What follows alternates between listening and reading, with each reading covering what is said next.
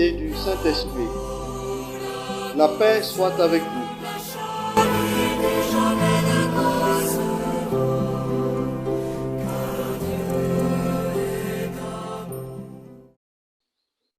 Aujourd'hui, nous célébrons le 4e dimanche du temps ordinaire, année C. Écoutons l'évangile de Jésus-Christ selon saint Luc, au chapitre 4, versets 21 à 30. En ce temps-là, dans la synagogue de Nazareth, après la lecture du livre d'Isaïe, Jésus déclara: « Aujourd'hui s'accomplit ce passage de l'Écriture que vous venez d'entendre. » Tous lui rendaient témoignage et s'étonnaient des paroles de grâce qui sortaient de sa bouche. Ils se disaient: « N'est-ce pas là le fils de Joseph ? » Mais il leur dit: « Sûrement, vous allez me citer le dicton: Médecin, guéris-toi toi-même, et me dire: Nous avons appris tout ce qui s'est passé à Capharnaüm. Fais donc de même ici, dans ton lieu d'origine. » Puis il ajouta: « Amen, je vous le dis, aucun prophète ne trouve un accueil favorable dans son pays. En vérité, je vous le dis, au temps du prophète Élie, lorsque pendant 3 ans et demi le ciel retint la pluie, et qu'une grande famine se produisit sur toute la terre, il y avait beaucoup de veuves en Israël. Pourtant, Élie ne fut envoyé vers aucune d'entre elles, mais bien dans la ville de Sarepta, au pays de Sidon, chez une veuve étrangère. Au temps du prophète Élisée, il y avait beaucoup de lépreux en Israël, et aucun d'eux n'a été purifié, mais bien Naaman le Syrien. » À ces mots, dans la synagogue, tous devinrent furieux. Ils se levèrent, poussèrent Jésus hors de la ville et le menèrent jusqu'à un escarpement de la colline où leur ville est construite, pour le précipiter en bas. Mais lui, passant au milieu d'eux, allait son chemin. Acclamons la parole de Dieu. Sœurs et frères bien-aimés, tous devinrent furieux. Ils se levèrent, poussèrent Jésus hors de la ville et le menèrent jusqu'à un escarpement de la colline où leur ville est construite, pour le précipiter en bas. Mais lui, passant au milieu d'eux, allait son chemin. Nous sommes invités à accueillir dans nos cœurs la vérité réconfortante de l'Évangile. Mais nous devons avoir le courage de noter que Jésus est venu chez les siens et les siens ne l'ont pas reconnu. Les auditeurs de Jésus l'ont refusé.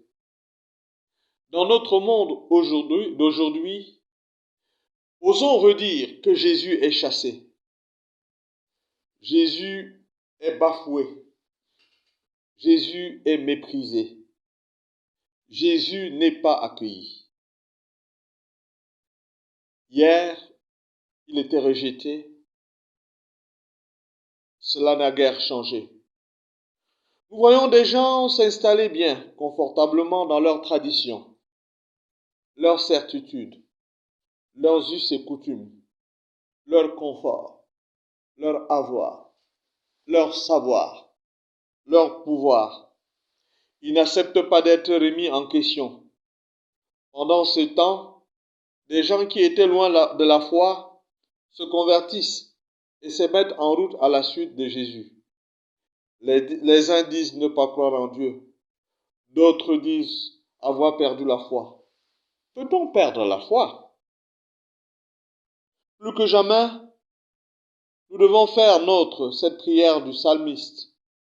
Aujourd'hui, ne fermons pas notre cœur, mais écoutons la voix du Seigneur. Sœurs et frères bien-aimés, lorsque nous parlons de Jésus, nous aimons toutes ces images positives dans la mission de Jésus-Christ. Nous nous arrêtons volontiers aux belles images. Nous aimons le voir guérir. Nous aimons le voir parler aux foules, l'entendre parler aux foules. Nous aimons ce Jésus qui libère les possédés. Nous aimons cette belle page de l'évangile de Matthieu 7,7. Demandez et vous recevrez. Mais nous évitons de voir celles qui sont plus dérangeantes. C'est Jésus chassé. C'est Jésus rejeté par les siens. Il est rejeté dans la synagogue. On essaie même de le lapider. Que fait-il? Que fait Jésus face à l'agression des hommes? Nous l'avons entendu dans l'Évangile. Ils se levèrent, poussèrent Jésus hors de la ville et le menèrent jusqu'à un escarpement de la colline où leur ville est construite, pour le précipiter en bas. Mais lui, passant au milieu d'eux, allait son chemin. Jésus, le prophète de Dieu, a une mission. Et sa mission passe inéluctablement par une couronne d'épines sur le bois de la croix. Il est venu ouvrir un chemin de paix en sacrifiant sa vie. Mais il dit lui-même, « Ma vie, nul ne la prend, mais c'est moi qui la donne. » À Nazareth, Jésus annonce cette bonne nouvelle à tous sans distinction aucune. Malheureusement, les gens de son village, les gens de sa contrée, ferment leur cœur et se mettent en colère. Dans la communauté juive incrédule, Jésus rappelle que mieux Dieu est accueilli par les étrangers, les veuves, les lépreux. Et pourtant, son message est un message d'amour. Son message est un message de vérité, de liberté. Son message est une invitation pressante à changer notre vie. Son message, le message de Jésus, est une bonne nouvelle. Le message qu'il doit transmettre est un message d'amour, mais il frappe à la porte de notre liberté. Oserons-nous, en ce dimanche, ouvrir notre cœur pour accueillir celui qui nous aime? Aujourd'hui encore, sœurs et frères bien-aimés, certains pensent posséder des droits sur Dieu. C'est faux, archi faux. Nous n'avons pas de droits sur Dieu. Personne d'entre nous n'a choisi sa mère, son père, ses frères, ses sœurs, encore moins son village. Dieu seul est Dieu. Laissons Dieu être Dieu. Laissons faire Dieu. En toute chose, souvenons-nous de Jésus-Christ et notre foi en lui. Jésus, comme nous le savons, apprécie l'audace de toutes les demandes. Celle de la Cananéenne pour la guérison de sa fille, par exemple, ou celle de Thomas, montre-nous le Père. Mais il sait discerner entre l'insistance qui naît de l'humilité et l'assurance qui naît de l'orgueil et des calculs mesquins et humains. Dieu n'est pas de ceux qui utilisent la peur pour nous amener à la soumission. Bien au contraire, il nous invite à l'espérance et à l'action. Frères et sœurs, relevons la tête, soyons sans crainte et gardons nos lampes allumées. N'ayons pas peur de choisir la vie. Notre vie a un sens, même si pour une raison ou une autre, elle a une apparence d'échec, même si nous sommes trahis par nos amis, démolis par ceux que nous considérons comme nos frères et sœurs, incompris par notre famille, terrassés par la maladie, rejetés par les adversaires, Dieu nous invite à aller de l'avant, comme Abraham, qui à un âge avancé a quitté son pays sans trop savoir où il allait. Comme les Hébreux qui ont fui l'esclavage d'Égypte pour se diriger vers la terre promise. Dieu nous invite à avancer dans la foi. Accueillons le Seigneur en nos vies.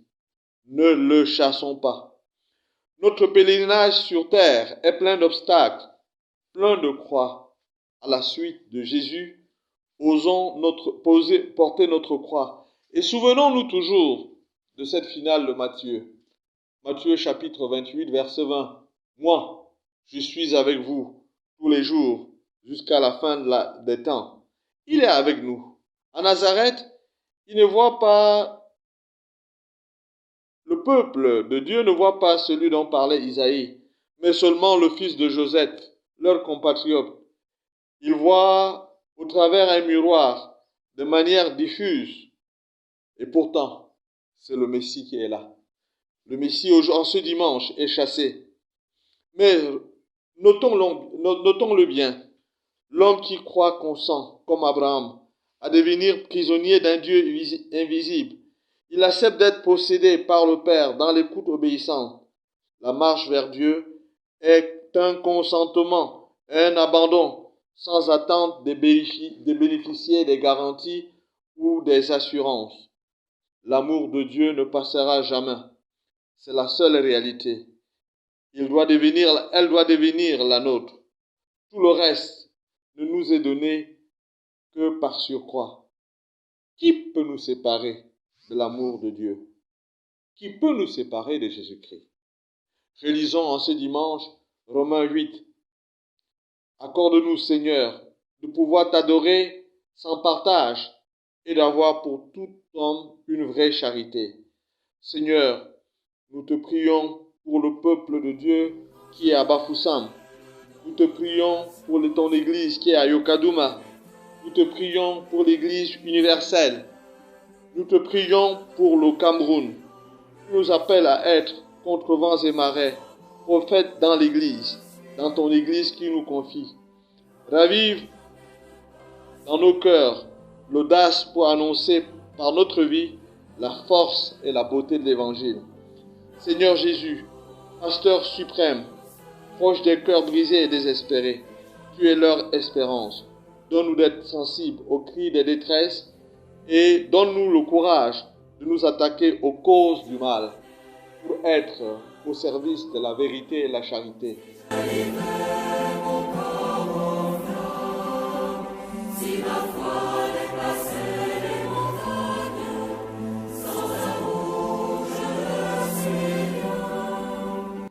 La paix soit avec vous. Que la bénédiction du Dieu Tout-Puissant, Père, Fils et Saint-Esprit descendent sur vous et demeurent toujours. Bon dimanche à tous.